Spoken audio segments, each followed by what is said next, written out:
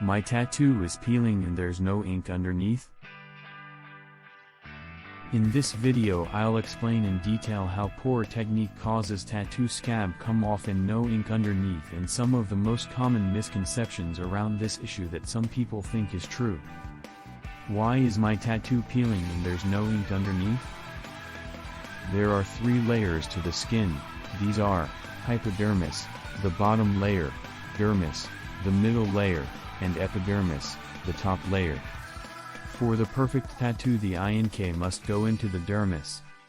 If the tattoo artist goes too deep and gets ink into the hypodermis or bottom layer, it initiates the scabbing process, not the normal flaking. During scabbing, most of the ink will get trapped within the scab and will come out as a process of the scab healing.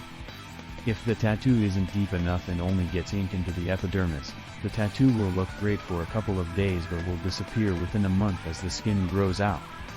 Common misconceptions. Ink rejection. Some say our skin is rejecting the ink and to use reputable ink sources. This is not true. Skin doesn't reject ink.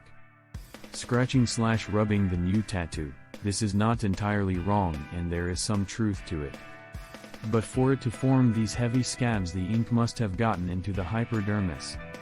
More aftercare BS. Most tattooists use this as an excuse to avoid taking responsibility for their poor technique. The only cause for this: either the ink went too deep or it didn't go enough. Tattoo wears off. Again, this is not true. This happens if the ink had only gone into the epidermis.